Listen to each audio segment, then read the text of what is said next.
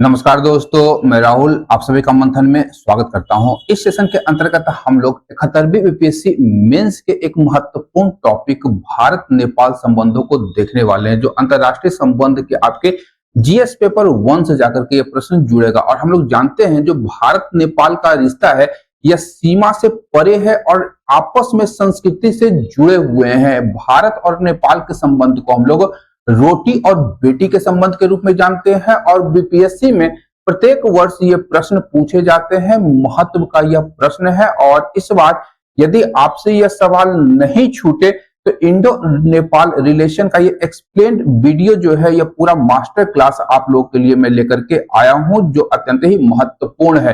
तो हम लोग सेशन को प्रारंभ करेंगे और सबसे पहले अगर हम लोग बात करेंगे तो नेपाल की, तो भारत का निकटतम पड़ोसी देश है और भारत के साथ में गहरे ऐतिहासिक और हमारा सामरिक संबंध है। नेपाल के साथ में सांस्कृतिक संबंध भी है। और 2025 की जब बात करेंगे तो यहाँ पर एक बहुत बड़ा आमूलचूल परिवर्तन हुआ जिसे हम लोग जेन जेड की क्रांति के रूप में जानते हैं। ये ध्यान रखिएगा, जेन जेड आंदोलन वैसा आंदोलन है कि 2000 के बाद जन्म लेने वाले बच्चों के द्वारा यह प्रारंभ किया गया एक आंदोलन था। और मूल रूप से अगर हम लोग देखें तो युवा वर्ग ने इस आंदोलन का नेतृत्व अपने हाथों में रखा और जिसके परिणाम स्वरूप हम लोगों ने देखा कि नेपाल में उथल पुथल की स्थिति बनी रही और सत्ता का पतन हो गया वहां पर। और अंतरिम प्रधानमंत्री के रूप में सुशीला कार्की को नियुक्त किया गया, संसद को भंग कर दिया जाता है और वहां पर अव्यवस्था उत्पन्न हो जाती है। अब भारत का कहना है कि वहां पर संवैधानिक व्यवस्था का भारत ने समर्थन किया और संविधान के अनुरूप ही नेपाल में शासन व्यवस्था का संचालन किया जाए। परंतु भारत के सामने सबसे बड़ी चिंता हो जाती है सीमा सुरक्षा को लेकर के, क्योंकि अगर हम लोग बात करें भारत नेपाल सीमा की तो पूर्ण रूप से एक खुली सीमा है और आवाजाही वहां पर स्वतंत्र रूप से वहां के स्थानीय निवासियों के द्वारा की जाती है, जिसके परिणाम स्वरूप हम लोग हमेशा देखते हैं कि वहां से जो आतंकवादी है, असामाजिक तत्व है, निरंतर नेपाल से भारत की ओर बेरोक-टोक वो आते जाते रहते हैं और भारत में अस्थिरता उत्पन्न करते हैं। साथ ही साथ इस आंदोलन के कारण जन्मे शरणार्थी संकट के कारण भी भारत में शरणार्थियों के प्रवाह लगातार बढ़ सकता है, जो भारत के लिए चिंता का विषय है। अब सबसे पहले अगर हम लोग नेपाल संकट की पृष्ठभूमि को समझने का प्रयास करें तो यहाँ ध्यान रखिए कि कुछ हम लोग फ्लो चार्ट के रूप में इसे हम लोग प्रेजेंट कर सकते हैं अपने आंसर कॉपी में, ताकि हम सारे चीजों को समाहित करके कम से कम शब्दों में अधिक से अधिक चीजों को सामने रख पाए अपने कॉपी में। तो वहां पर सबसे पहले देखें तो कुशासन था, भ्रष्टाचार था और सबसे महत्वपूर्ण कि आग में घी डालने का जो काम किया सोशल मीडिया बैन ने किया। वहां की स्थानीय सरकार ने उनके विरुद्ध लिखे जा रहे भ्रष्टाचार और कुशासन के लेखों को बंद करने के लिए सोशल मीडिया जैसे फेसबुक, व्हाट्सएप और इंस्टाग्राम आदि पर बैन लगा दिया था, जिसके कारण ही नेपाल में जेन जेड आंदोलन जो है वो उभर करके सामने आ गया और वहां पर सत्ता परिवर्तन हो गया। सितंबर 2025 की यह घटना है। हिंसक प्रदर्शन होते हैं संपूर्ण नेपाल में, जिसके परिणाम स्वरूप 74 मौतें होती हैं और युवाओं ने न केवल संसद भवन अपितु सुप्रीम कोर्ट पर भी हमला कर दिया, उसे आग के हवाले कर दिया, जिसके कारण वहां के प्रधानमंत्री ओली को भागना पड़ गया देश छोड़ करके। पीएम ओली ने अपना इस्तीफा दे दिया और संसद का वहां पर असंवैधानिक रूप से विघटन कर दिया जाता है और अंतरिम प्रधानमंत्री के रूप में सुशीला कार्की का चयन किया जाता है, जो मार्च 2026 तक इस पद पर बनी रहेंगी। नेपाल में इस आंदोलन के कारण जो सत्ता का परिवर्तन हुआ है, सरकार का पतन हुआ है, उसके लिए जो नए चुनाव होने हैं वो मार्च 2026 तक चुनाव कराने की बात अंतरिम सरकार के द्वारा कही गई है। तो ये मोटा मोटी हम लोग नेपाल संकट की पृष्ठभूमि को अपने कॉपी में डाल सकते हैं। अब बात करेंगे भारत नेपाल के मानचित्र को लेकर के, अगर देखें तो किस प्रकार से संबंध रहे हैं या क्या चिंताएं हैं, महत्व क्या है, उसे हम लोग एक मैप के माध्यम से अपने कॉपी में समझाने का प्रयास कर सकते हैं। तो यहाँ अगर हम लोग देखें तो भारत नेपाल की जो सीमा है ये 170 किलोमीटर की खुली सीमा है। ये ध्यान रखिएगा, भारत नेपाल की जो सीमा है ये 170 किलोमीटर 1770 किलोमीटर की खुली सीमा है। माफ करें, 1770 किलोमीटर की खुली सीमा है। और प्रमुख विवादित क्षेत्र की बात करेंगे तो काला पानी और लिपुलेख दर्रा यहाँ का प्रमुख विवादित भारत और नेपाल के बीच में प्रमुख विवाद है, ये ध्यान रखिएगा। उत्तराखंड में ये दोनों पड़ता है, काला पानी और लिपुलेख दर्रा, ये ध्यान रखिएगा। इसके अतिरिक्त दोनों देश आपस में सहयोग भी करते हैं, चाहे वो इंफ्रास्ट्रक्चर का निर्माण हो, आर्थिक हो या वाणिज्य या व्यापार के दृष्टिकोण से दोनों देश आपस में सहयोग भी करते हैं। अब जैसे आईसीपी है आपका बीरगंज भैरवा लाइन हो गया, आपका पाइपलाइन हो गया, आपका मोतिहारी अमलेखगंज के मध्य में पेट्रोलियम के लिए धालकेवार मुजफ्फरपुर रेलवे लाइन का निर्माण किया जा रहा है। जल विद्युत परियोजना है, इसमें अरुण 3 और फुकोट करनाली परियोजना को हम लोग यहाँ पर रख सकते हैं। तो न केवल हमारा रेलवे कनेक्टिविटी के लिए, ऊर्जा के संचरण के लिए विभिन्न जो हमारा लाइन्स है उसका निर्माण किया जा रहा है, अपितु अगर देखें तो जल विद्युत परियोजनाओं पर भी भारत नेपाल के साथ में सहयोग कर रहा है। लेकिन सबसे बड़ी चिंता की बात अगर देखें तो नेपाल चीन के द्वारा प्रस्तावित बेल्ट एंड रोड इनिशिएटिव का एक महत्वपूर्ण मेंबर है और चीन के द्वारा बीआरआई परियोजना के तहत नेपाल में एक तो एयरपोर्ट का निर्माण किया गया है, विकास किया गया है, जिसे हम लोग पोखरा एयरपोर्ट के नाम से जानते हैं। तो इन सभी चीजों को हम लोग भारत नेपाल मानचित्र के साथ में, मैप के साथ में शो कर सकते हैं कि क्या क्या चीजें यहाँ पे हम लोग कर रहे हैं। साथ ही साथ रेलवे प्रोजेक्ट, सड़क नेटवर्क और ऊर्जा के क्षेत्र में जो संचरण लाइन है उसका भी निर्माण यहाँ पे किया जा रहा है, जो सारा यहाँ पे दिया गया। अब भारत पर इस आंदोलन का क्या प्रभाव पड़ सकता है,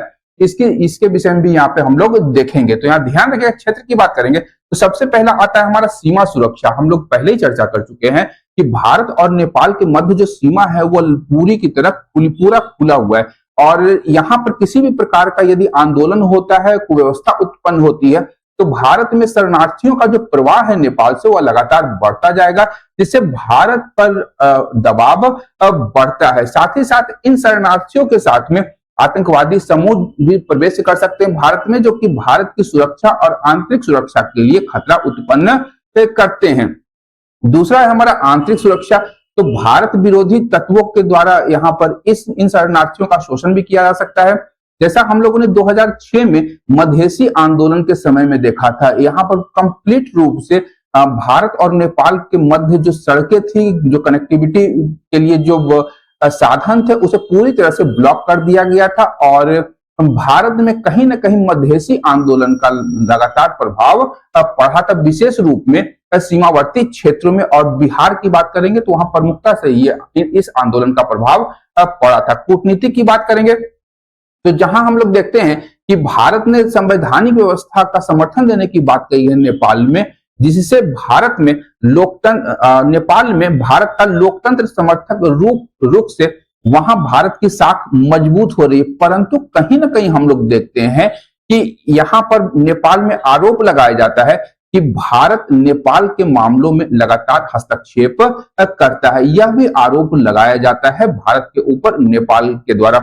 आर्थिक गतिविधियों की बात करेंगे तो व्यापार और निवेश परियोजनाएं जो पहले से ही धीमी थी वो और धीमी हो सकती है। जैसे अगर हम लोग बात करेंगे नेपाल में भारत के द्वारा निर्माण की जा रही जल विद्युत परियोजनाएं, तो वो समय से लगातार पीछे हैं, ये ध्यान रखिएगा। और मूल रूप से अगर बात करेंगे तो उसमें निवेश किए जाने वाले जो पैसे हैं उसको लेकर के हमेशा विवाद की स्थिति बनी रहती है और व्यापार और निवेश परियोजनाएं जो धीमी है और धीमी होंगी। सीमा क्षेत्रीय जो अर्थव्यवस्था है वह नकारात्मक रूप से प्रभावित होगी, क्योंकि भारत भी चाहेगा कि हमारे यहाँ पे किसी भी तरह की असुरक्षा की स्थिति उत्पन्न न हो। चेकिंग वगैरह बढ़ा दी जाएगी और कुछ चीजों को भारत के अंदर आने नहीं दिया जाएगा और सेम जो है वो नेपाल भी कर सकता है। भू राजनीतिक स्थिति की बात करेंगे तो ध्यान रखिएगा, यहाँ पर चीन को एक मौका मिल जाएगा कि चीन नेपाल को अपने पाले में खींच सकता है। अगर हम लोग ऐतिहासिक संदर्भ में देखें तो नेपाल हमेशा से भारत के साथ में ही निकटता से जुड़ा हुआ है और वर्तमान भू राजनीतिक दृष्टिकोण से अगर देखें तो नेपाल को चीन अपने पाले में खींचने का प्रयास कर सकता है। अगर हम लोग देखें भारत के चारों ओर तो यहाँ ध्यान रखिएगा, चाहे आपका नेपाल हो, चाहे बांग्लादेश हो या फिर हमारा नीचे श्रीलंका हो, समुद्री पड़ोसी देश, या फिर हमारा सदाबहार शत्रु देश पाकिस्तान हो, ये चारों देश जो हैं भारत को कहीं ना कहीं परेशान कर सकते हैं। और नेपाल, बांग्लादेश और श्रीलंका में तो हाल ही के 2-3 वर्षों में सत्ता परिवर्तन हो चुका है। और इनके साथ में चीन और पाकिस्तान साठगांठ करके भारत की आंतरिक सुरक्षा में विघ्न या बाधा भी उत्पन्न कर सकता है, जिससे भारत की आंतरिक सुरक्षा प्रभावित हो सकती है। इसलिए यहाँ पर भारत को नेपाल के मुद्दे पर संतुलन साधने की आवश्यकता होगी और चीन को नेपाल से दूर रखने की आवश्यकता हो सकती है। अब भारत नेपाल संबंधों के महत्व की बात करेंगे तो हम लोग बुलेट पॉइंट्स में यहां पर दे सकते हैं या आगे में डिटेल में इसे देखने का प्रयास करेंगे। तो महत्व की बात करेंगे भारत नेपाल संबंधों की, तो उसका आधार क्या है?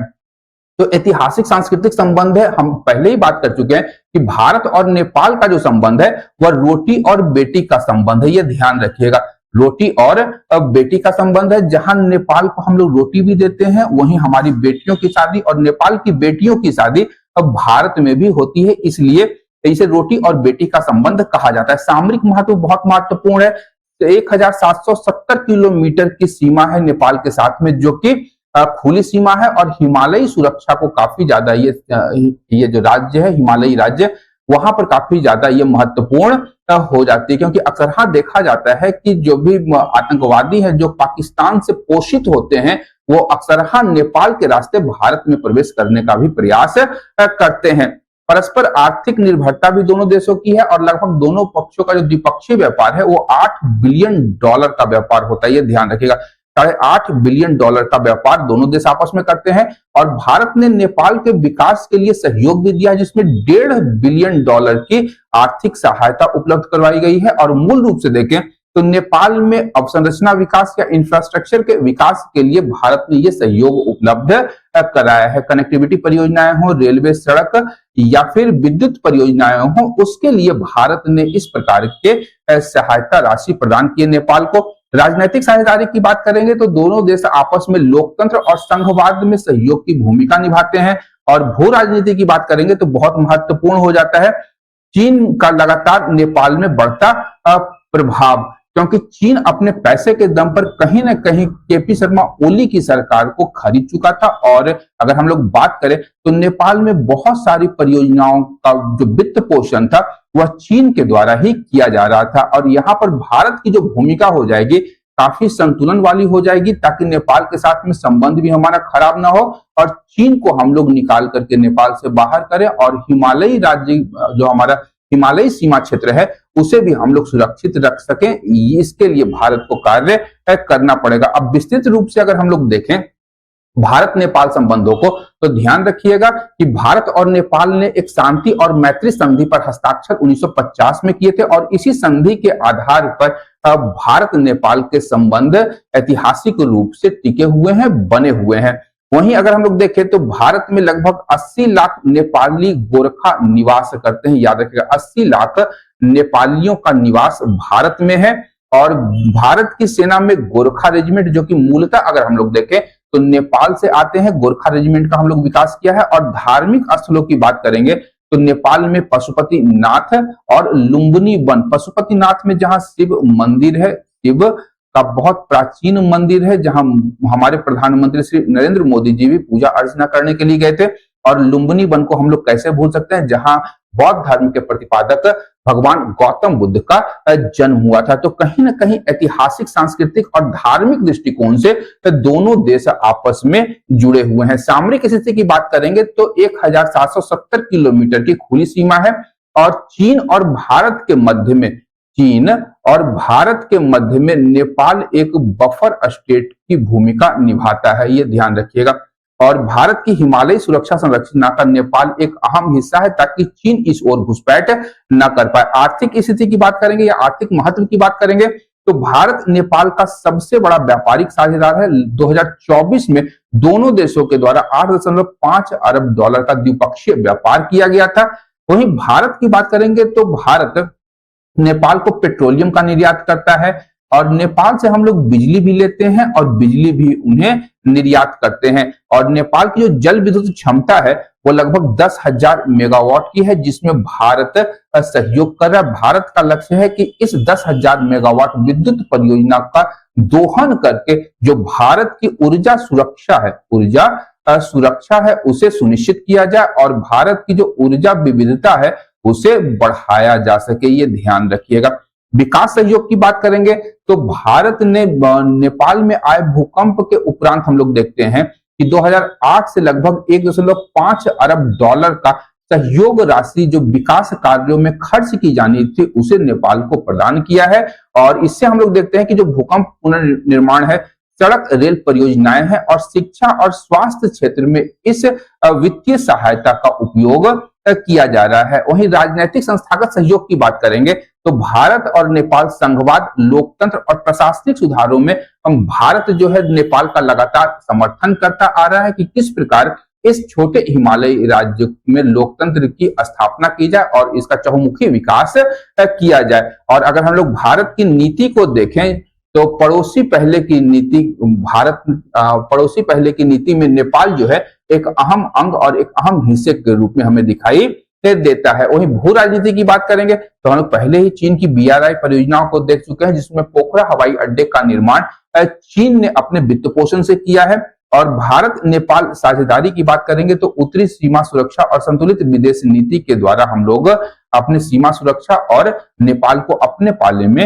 रख सकते हैं, ताकि वहां पर चीन की गतिविधियों पर अंकुश लगाया जा सके। साथ ही साथ जब वहां पर चीन होगा तो वहां अवसंभावी है कि पाकिस्तान की जो खुफिया एजेंसी है या पाकिस्तान जो है वहां पर आ जाएंगे। और जब पाकिस्तान आएगा तो हम लोग जानते ही हैं कि पाकिस्तान संपूर्ण विश्व में आतंकवादियों का निर्यात करने वाला एक प्रमुख देश है। तो नेपाल के माध्यम से पाकिस्तान भारत में आतंकवादियों का भी निर्यात करेगा और जो भारत की आंतरिक सुरक्षा है वह प्रभावित होगी।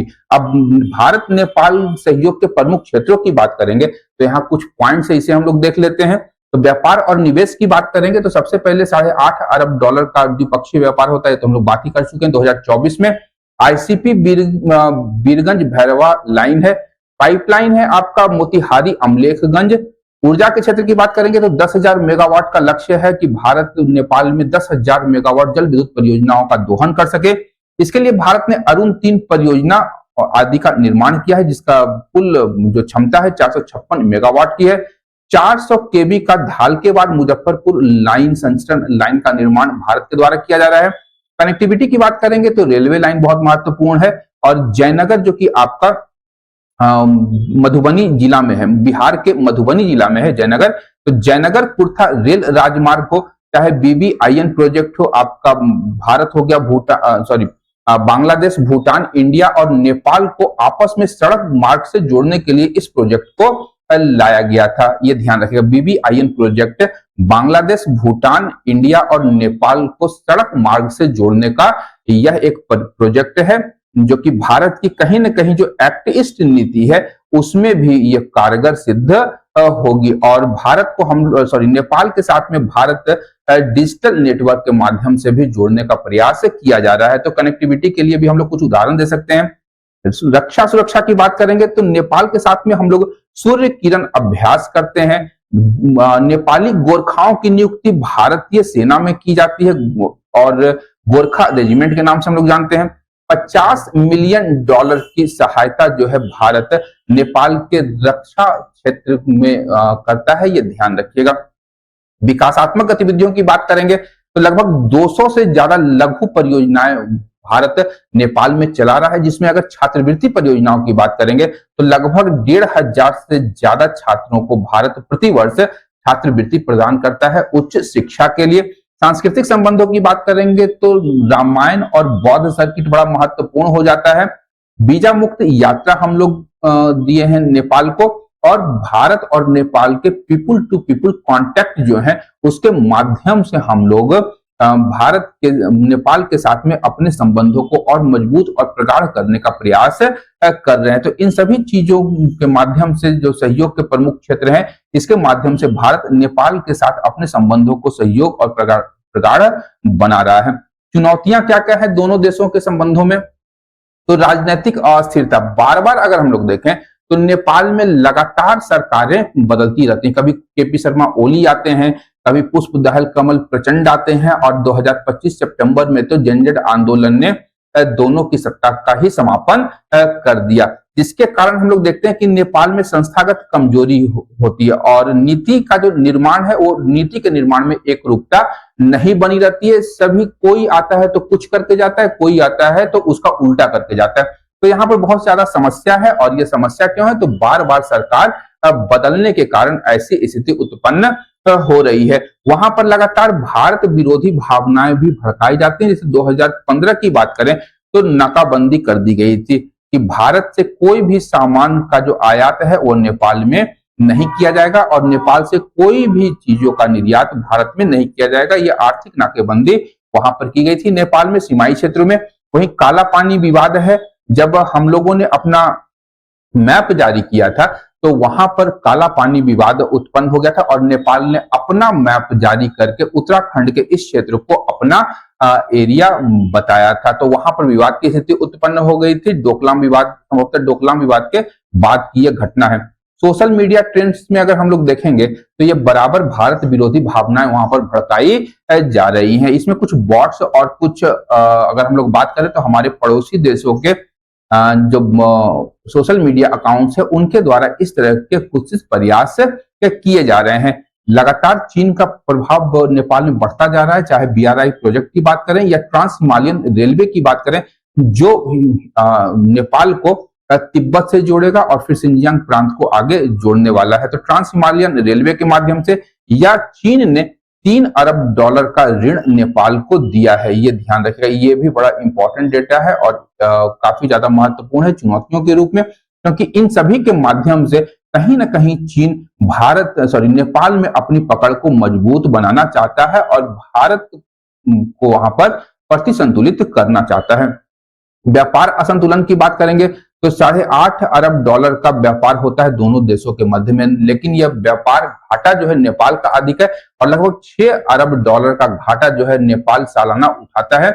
और भारत के ऊपर नेपाल की हमेशा से निर्भरता रही है, ये ध्यान रखिएगा। जल विवाद की बात करेंगे तो महाकाली संधि लंबित पड़ी हुई है और जलवायु परिवर्तन से लगातार हिमालयी क्षेत्रों में बाढ़ का संकट बना रहता है, जिसके परिणाम स्वरूप नेपाल में बाढ़ की स्थिति उत्पन्न होती है और नेपाल बराबर उस पानी को भारत में छोड़ देता है। अगर हम लोग बिहार की बात कर रहे हैं तो याद रखिएगा कोसी नदी को बिहार का शोक कहा जाता है और ये आपका आती कहां से है, तो ये आपकी आती है नेपाल से ही। बराबर बाढ़ का जो पानी छूटता है इसमें, ये हमेशा नेपाल के ऊपर आरोप लगता है कि कोसी नदी में प्रवाह का जो है वह नेपाल नियंत्रित नहीं कर पा रहा है। तो ये ध्यान रखिएगा, जलवायु परिवर्तन से बाढ़ का संकट भी उत्पन्न हो रहा है और कोसी नदी में बाढ़ का उदाहरण हम लोग यहाँ पर दे सकते हैं। सीमा सुरक्षा की बात करेंगे तो यहाँ पर तस्करी बहुत ज्यादा पैमाने पर होती है और लगभग $1 अरब की तस्करी होती है, चाहे आपका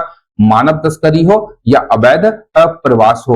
ये दोनों यहाँ पर संलग्न चुनौतियां हैं और बड़ा ही महत्वपूर्ण है। तो इन चुनौतियों को हम लोग अपने आंसर शीट में डाल सकते हैं। अब चुनौतियों को हम लोग एक फ्लो डायग्राम में भी शो कर सकते हैं। जैसे राजनीतिक अस्थिरता की बात हम लोग कर ही चुके हैं, भारत विरोधी राष्ट्रवाद वहां पर लगातार भड़काया जा रहा है, चीन का वहां पर बढ़ता प्रभाव है, व्यापार असंतुलन को, जल विवाद और पर्यावरणीय खतरे, साथ ही साथ सीमा प्रबंधन और तस्करी के मुद्दे प्रमुख मुद्दों के रूप में यहाँ पर उभर करके सामने आए हैं। अब आखिर हम लोग आगे किस प्रकार से रास्ता देखें कि भारत और नेपाल के जो संबंध है वो और संबंध बेहतर हो, प्रगाढ़ हो। तो भारत को वहां पर लोकतांत्रिक संस्थाओं का समर्थन करना चाहिए। ये नहीं कि वहां पर हम लोग अपने अनुसार किसी भी सत्ता की स्थापना कर दें, वहां के लोगों के द्वारा चुनी गई सरकार को ही हमें समर्थन करना होगा, उनका विश्वास जीतना होगा कि भारत आपके हित में कार्य कर रहा है, न कि आपके अहित को सोच करके कार्य कर रहा है।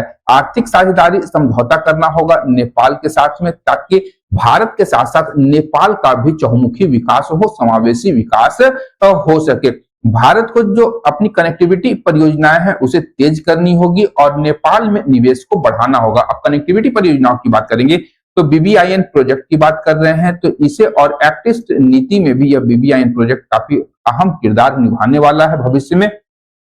तो कनेक्टिविटी हम लोगों को तेज करना होगा, इसके लिए रेल, रोड और जो विद्युत संचरण लाइन है उसका निर्माण में हमें प्रगति और उसे काफी तेज गति से आगे बढ़ाने की आवश्यकता होगी। संयुक्त सीमा प्रबंधन करना होगा। ई बॉर्डर और ड्रोन्स के माध्यम से हम लोग संयुक्त सीमा प्रबंधन कर सकते हैं और दोनों देशों की जो सीमा प्रहरी है, दोनों, चाहे हमारा एसएसबी हो या फिर नेपाल बॉर्डर पुलिस फोर्स हो, उसके साथ में संयुक्त रूप में हम लोग गश्त लगा सकते हैं। सीमा पर किसी भी प्रकार की अवैध गतिविधि हो रही है तो उसे रोकने का संयुक्त प्रयास किया जा सकता है दोनों देशों के द्वारा। चीन कारक का हमें संतुलन करना होगा। अब सबसे बड़ा चीज है, चीन के पास में पैसा बहुत है, ये बड़का अमीर पार्टी है, तो चीन सबको ऋण देता है। पाकिस्तान इसका सबसे अच्छा उदाहरण है।